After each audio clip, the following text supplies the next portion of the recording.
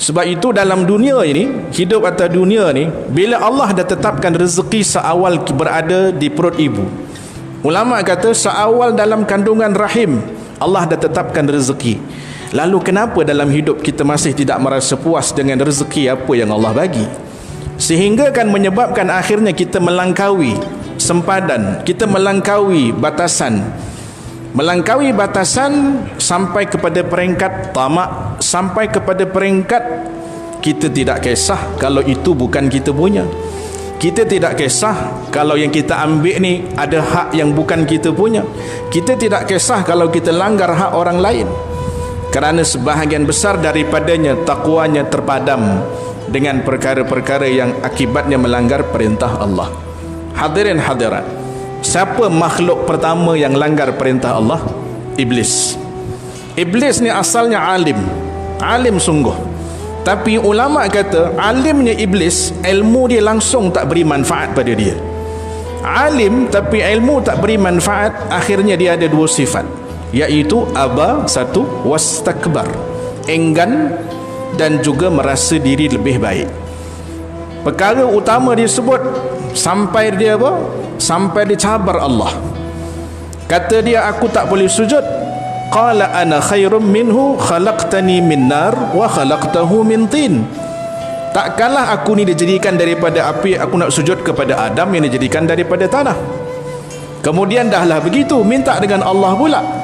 Minta apa? Minta tangguh ajal sampai hari kiamat. Allah pun firmankan dalam suratul A'raf, qala innaka minal munzarin, engkau akan ditangguhkan ajal sampai hari kiamat, daripada kalangan minal munzarin, ditangguhkan. Lepas tu apa disebut pada Allah? Kata dia, wahai Allah, thumma la'atiyannahum min baini aydihim wa min khalfihim wa an aymanihim wa an syama'ilihim. Aku akan mendatangi anak Adam depan, belakang, kanan, kiri. Wala tajidu aktsarahum syakirin. Wahai Allah, engkau akan dapati hamba-hambamu semuanya tidak akan menjadi hamba yang bersyukur. Ini bahasa kita kalau kita sebut kurang ajar betul dia ni. Dahlah begitu, cakap pula begitu dengan Allah, dalam keadaan ikrarnya begitu semata-mata untuk melarikan matlamat asal kejadian manusia yang sering diulang oleh para asatidzah kita, para guru-guru kita, wa ma khalaqtul jinna wal insa illa liya'budun. Dah selalu dah kita dengar ayat ini.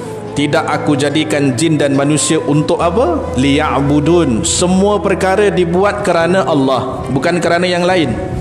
Semua perkara dibuat kerana Allah, hatta kepada perkara yang kecil-kecil. Kata ulama, objektif utama iblis adalah pada ayat ini. Objektif utama iblis adalah untuk melarikan matlamat asal kejadian manusia. Kamu buat bukan kerana Allah, kamu tak akan pergi menyembah Allah. Akhirnya kamu akan menjadi hamba kepada apa? Hamba kepada dunia, hamba kepada harta, hamba kepada timbul perasaan-perasaan yang lain. Akhirnya bila suasana seperti ini menguasai dalam diri, akhirnya kita tidak kisah langgar batas macam mana pun tak apa, ambil hak orang lain pun tak apa. Ayat Quran dah bagi tahu, ya ayyuhallazina amanu la ta'kulu amwalakum bainakum bil batil. Wahai orang-orang yang beriman, jangan ambil harta kamu dengan cara yang batil. Sayyidina Abu Bakar As-Siddiq radhiyallahu taala anhu dah masukkan makanan sampai ke tekak. Bila tahu makanan itu bukan daripada sumber yang halal, jolok tekak ni untuk muntahkan balik. Tidak relakan dirinya memakan benda yang haram. Kenapa kita baca doa makan? Apa perkaitannya dengan waqina azaban nar? Kita minta doa makan, Allahumma barik lana fima razaqtana, ujungnya minta perlindungan daripada neraka. Makanan, apa perkaitan mengelak daripada neraka? Daripada hadis Rasulullah, kullu lahmin nabata fihi haram. Setiap daging yang tumbuh daripada sumber yang haram, maka Nabi sebut fannaru aula bih. Tak ada yang lebih layak untuk daging yang tumbuh dengan sumber yang haram. Yang paling layak untuk dia adalah api neraka. Paling layak. Sebab itu bila kita makan mengelakkan daripada sumber yang haram, kita doa waqina azaban nar. Bukan kata yang haram, yang syubhat sahaja pun.